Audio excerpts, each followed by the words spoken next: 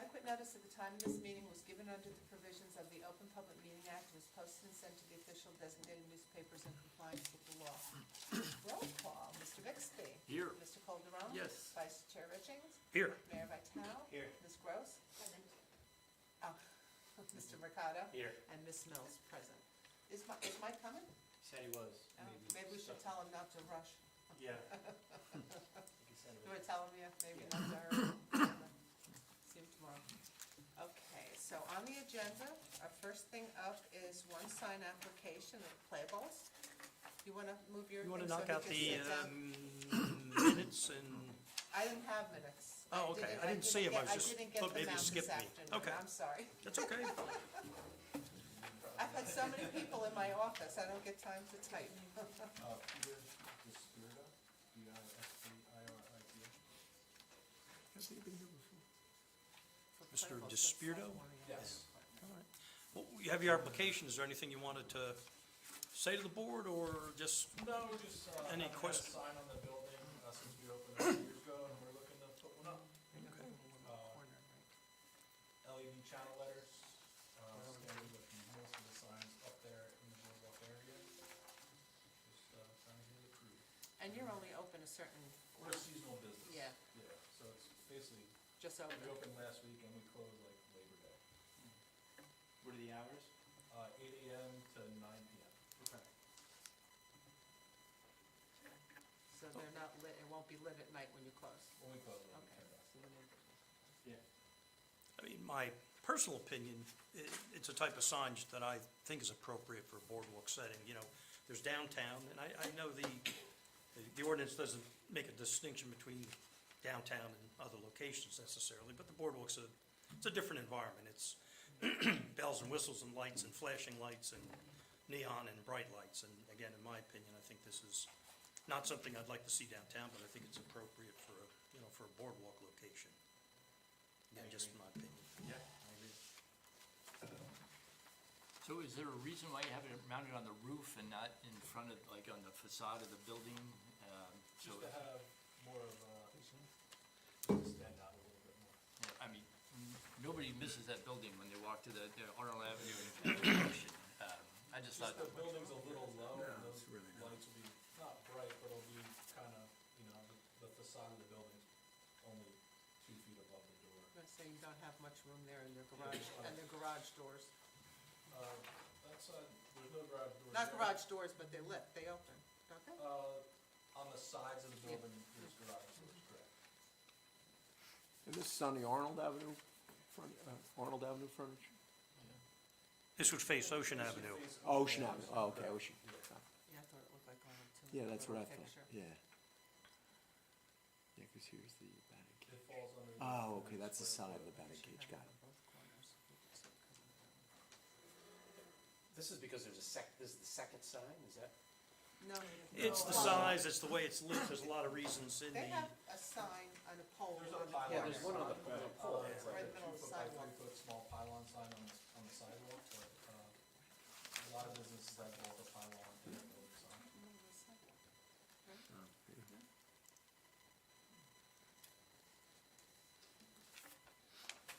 Well, I'm fine with it. Anybody? We'll make- any other questions and comments from the board? Why don't we, are there signs on the windows too, or just, There's just door hours and then one little circle logo in white vinyl. but nothing on the windows? Nothing else on the windows. There's, every once in a while, a seasonal special might go up, but that's just temporary interior mounted, window clean.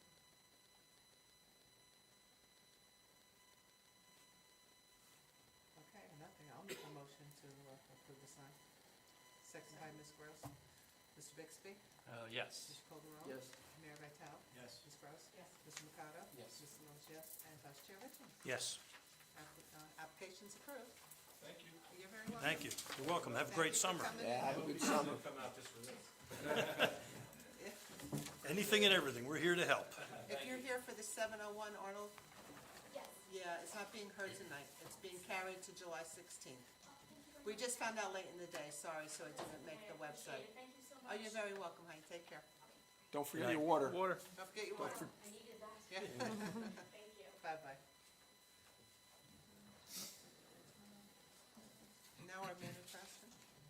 Justin, why don't you introduce yourself and tell us what we did and who you are and so on and so forth. All right, let's get it rolling. So good evening, Mayor, members of the planning board. My name is Justin Petronio. I'm a licensed planner with T&M Associates. And I'm here tonight to give you all a presentation on our redevelopment study and preliminary investigation report for our study area, which is block 176, lot 21, which, as you all know, is the former United States Coast Guard Station. So just a quick introduction. The purpose of the redevelopment study is to determine if the study area meets statutory criteria for designation as an area. What's that? Sorry. I told him he only had 5 minutes, so that's why he's talking so fast. She said, As I an only have area 10 fingers.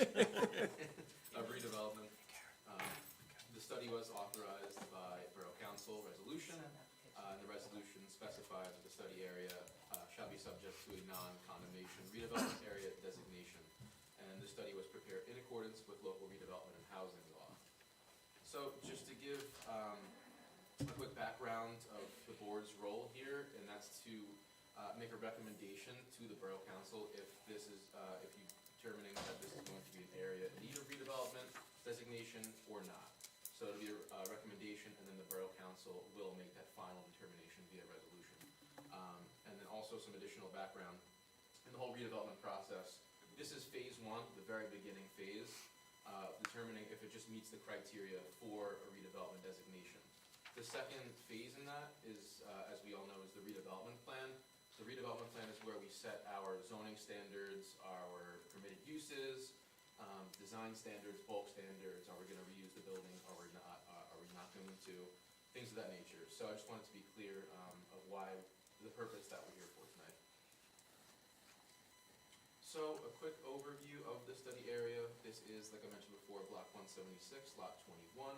It's about 0.78 acres large, and it contains the former U.S. Coast Guard Station, which is currently vacant. And it's important to note that the assessed land use is a Class 15C public property, and we'll get into that a little bit later on why that's important. Here's just a quick aerial view of the site. It's outlined in red, as you can see. I'm sure you all are familiar with it. Across the street is the new Coast Guard Station.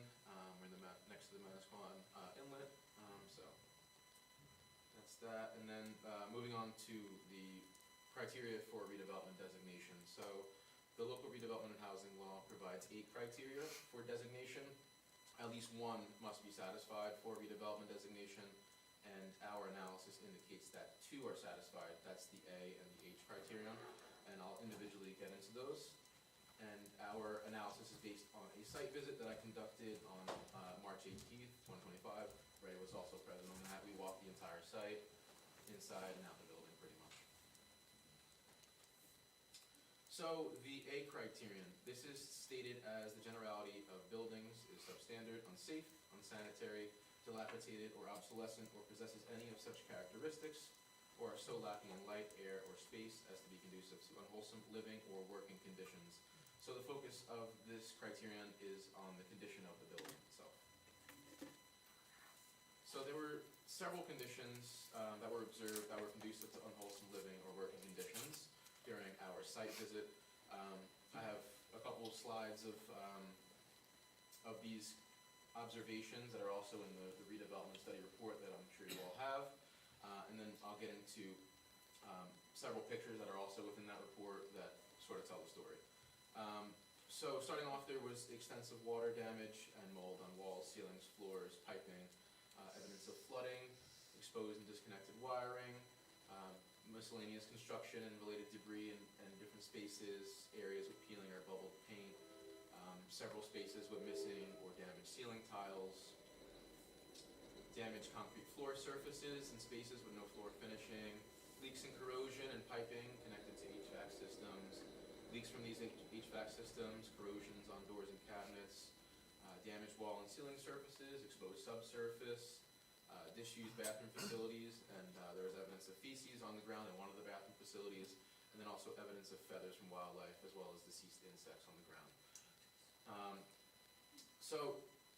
It is also important to note that the building was observed as entirely vacant and has been obsolete and vacant since about 2017, give or take.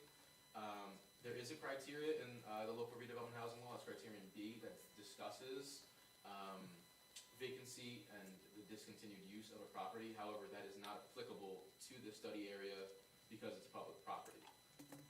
In the local redevelopment and housing law, it specifically states the types of properties that can be used for that criteria. That's retail, commercial, industrial, shopping plazas, office plazas, things like that. So I just wanted to be clear that that's not an applicable criteria. However, we do have, this A criteria to designate it. Can I interrupt a second? So are the utilities functioning at this site? Is there electric, is there gas, is there water, All sewer? of that was shut off in my knowledge. It's all shut off? That's Okay. right, Red? Yes. Yeah. Okay. Just continuing, it's noted that the extensive water and mold damage on the walls, ceilings, floors, piping, that's the most critical here. And just in addition to all of that, we did review a recorded deed that was dated from August 15, 2023, that identified 3 issues with the building condition, and that was the presence of lead-based paint, asbestos, and mold. So now here's some photos that show the condition of the building. We can see here these 2 photos. They show cracked pipes, corrosion on these pipes, cracked wall with evidence of mold, cracked ground. We have some water or a leak in the basement, corrosion on the ground, more corrosion on these pipes on the right picture. We have some mold on these pipes and corrosion on the left picture. In the right picture, we have hanging wires from the ceiling. Again, in the left picture, we have more evidence of mold on the wall, cracked ground, corrosion on that pipe there. Same thing with the right side picture. There's more mold and corrosion on those pipes. And these are all in the basement so far. And we'll move up into the building. Again, picture on the left side, if you can see it, there's more corrosion on those piping. We have on the picture on the right-hand side, those are what seem to be bird feathers on the ground. So obviously a bird or some sort of animal with feathers got into the building. Picture on the left is more corrosion and cracked ground. On the right side, I know it's hard to see, but there's a group of deceased insects within the basement. I think it was the kitchen storage area in the building. You can call them dead bugs, that's okay. It's very proper. PC. These 2 spaces, there's missing ceiling tiles that are shown there with exposed wiring.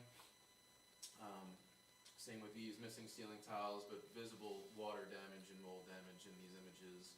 The picture on the right side especially, that the wood on that ceiling is rotting away, and more exposed wiring. Picture on the left side is the feces on the ground in one of these bathrooms. And then on the right side is more missing ceiling tiles and mold and cracked wood there. On the left, there's more hanging wires all over the place, debris, missing ceiling tiles. On the right side again, more corrosion and mold on these pipes connected to the HVAC systems.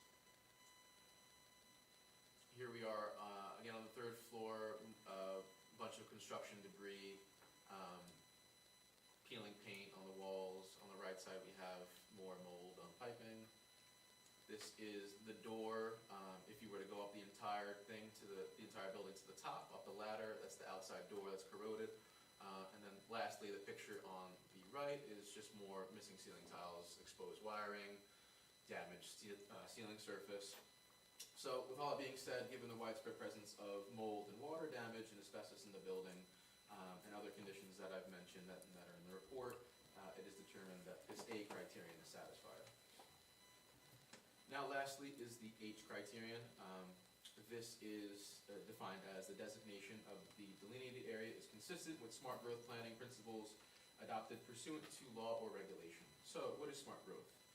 It is an approach to planning that seeks to limit sprawl by directing development towards areas with existing infrastructure, encouraging compact design with a mix of land uses, creating a range of housing opportunities and choices, promoting pedestrianism, non-motorized transportation and transit, and preserving open space, farmland, and scenic and natural resources. So these smart growth principles, they are described and promoted in the 2001 state New Jersey Redevelopment and Development Plan, which was adopted pursuant to the State Planning Act.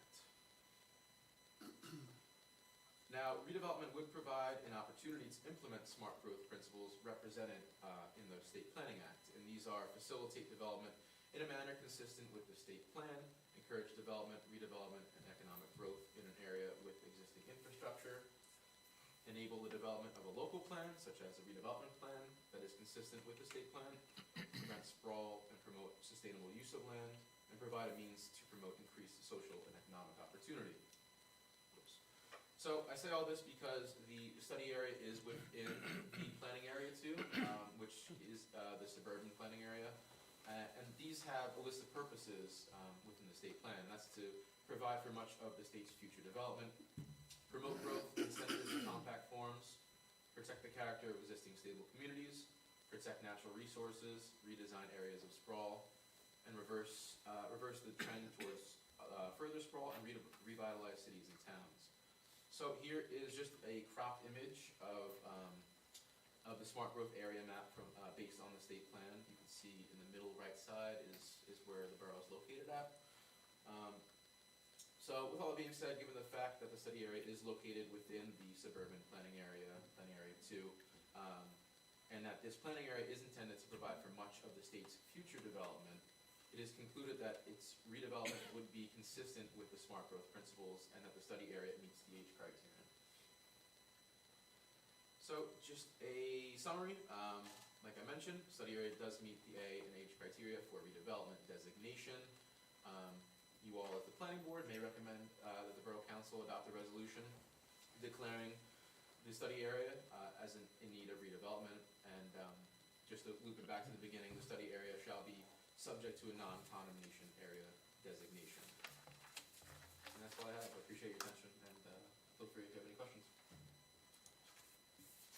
So one question, so with utilities shut off like that, would you expect to have some of this damage and mold and whatnot to occur in a building that's been, non-heated, non-ventilated for, years? I mean, some of that could be a cause of, with no utilities, no conditioned air in the space, Yeah. or things like that. I mean, some of those could have, occurred over the course of the time that the utilities were discontinued, right? Yeah, the mold was expected. We do have it's not included in the report, but there was a video of the flood that happened in the basement. That's, obviously could be a likely cause of that. But it's been vacant for several years now, so it's just a buildup over time. Right. So, Did you have suggestions of what could be developed there in lieu of the current structure?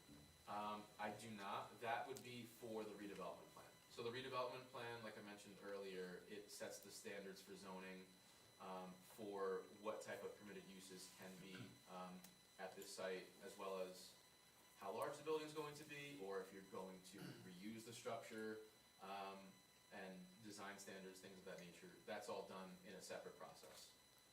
And just so the board's clear, when that if it goes that direction, when that redevelopment plan is developed, it gets referred back to the planning board as part of the process for the planning board to review that redevelopment plan and provide its recommendations to the extent you have any on the redevelopment plan. So just so you know, if this moves forward after tonight, the redevelopment plan will be referred back to the planning board, so you'll have input and participation in that as well. And my understanding, Mr. Calderon, from, at least from a preliminary standpoint, was that the desire is to maintain the facade of the structure, the look of the structure, the historic nature of the building, while engaging it in its reuse for another purpose. I mean, that's what another question I was gonna say, with the historic designation being on the building, does that limit even under the redevelopment plan what can be done with the building? I don't know the answer to that. It is on the National Register, the state and National Register, but I don't know whether that gives it carte blanche protection or not, I don't know. It varies. I haven't read anything in connection with this particular property, any historic covenants or deed restrictions. I've done some work on Fort Monmouth, and a lot of those buildings have a protective status. Many of them don't deserve to, because they're rectangular brick buildings with square windows, but you can do what you want inside, you gotta leave the outside, but I, The exterior has to be maintained. yeah.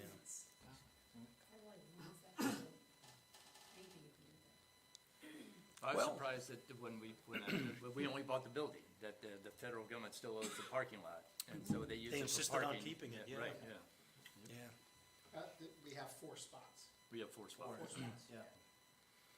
Well, hopefully this will induce an investor to make creative use of that building. I'd love to see the building stay, and I'd like to see it something other than a damp, mold-infested vacant building, but that's really, I guess, the decision the board has to make this evening. Do we, yeah, I'm not gonna mention, but do we wanna, make a recommendation as a board to mayor and council to proceed to the next step to further explore what could be done with this property, with this building? I think we should, in my opinion. And before you go into those deliberations and/or a vote on that, I just want the record to reflect, since this is a public hearing, that there is no members of the public here present, so it's not that we forgot to open it to the public. There is no one here present to participate or be heard in favor of or in opposition to the study and the proposal. We have one person watching online. So we went through this redevelopment before, a couple years ago, with different areas, and I guess, can you just review what are the advantages of doing this rather than just the normal development process? So, I mean, what does the town gain, or what does the council gain? What are the different options that are now made available if this is determined to be an area of need of redevelopment? Yeah, the redevelopment's a partnership, as I'd like to look at it, with an interested developer and the borough. The zoning is one of the advantages, because we're in a zone that does not permit quite a range of uses that are permitted. You'd see in commercial or some of your residential zones. So it's the zoning change, and that's mainly it. I think it's just the change of the zoning, and you could permit a new use in that building. And I guess the advantage here is for you guys to have a building that's no longer vacant. So it opens up your options to do what you can with that property based on any limits that would be placed on it if you just had to abide by the existing zoning. That's right. Currently there's zoning limitations as to what you could do It with that skips the property. zoning board. It's a partnership more with mayor and council with Yeah. approval, with the vision for the development, with bypassing the zoning board. And so just to be clear, so if there was a site plan required, then the site plan would still be Planning board. reviewed and approved, not only by the redevelopment agency, which is the governing body, acting as to assure that it conforms to the redevelopment plan that was adopted, but then any site plan that was required, if it was required, would then come back to the planning board for approval as well. Yeah, it's really like a three-step process that you see all the way through. It's this right now, it could be the redevelopment plans, and then it could be a site plan proposal. I just want to make sure I understand exactly, the purpose of your study was to determine whether or not you met criteria for a non-condemnation. You weren't making a determination on condemned versus non-condemned, right? Or that's not a thing that's here. It's just there's 8 possibilities. You're seeing that it qualifies under 2 of those. That's right, yeah, the borough council, they made that determination via resolution that it's going to be a non-condemnation study. But it's our property. Yeah. We condemn our own. At least a portion of it. Well, kind of maybe a dumb question, but if it No dumb was, questions. just dumb. If it were to be condemned, then what? Well, So you could, let's not talk specifically about this piece of property, but if you were to talk globally about, say, a shopping center that you've encouraged the owner to redevelopment or put money into, and that did not transpire, there, you could potentially have a consideration for a condemnation proceeding if he was not a willing participant in the redevelopment process. Sort of like an eminent domain, like. It's exactly that. That's exactly Not, what not it like that? Exactly Okay, that. so they still get money from the property. is. Well, right, Not something we're interested in. no. I think it's important to also say that, you know, yes, it is the will of the council and the mayor that this property be developed and be redeveloped, and not necessarily on our dime. Get rid of those Perhaps on somebody else's. But, you know, and, you know, we had a lot of experience, I mean, I've had a lot of experience with the areas of rehabilitation and redevelopment.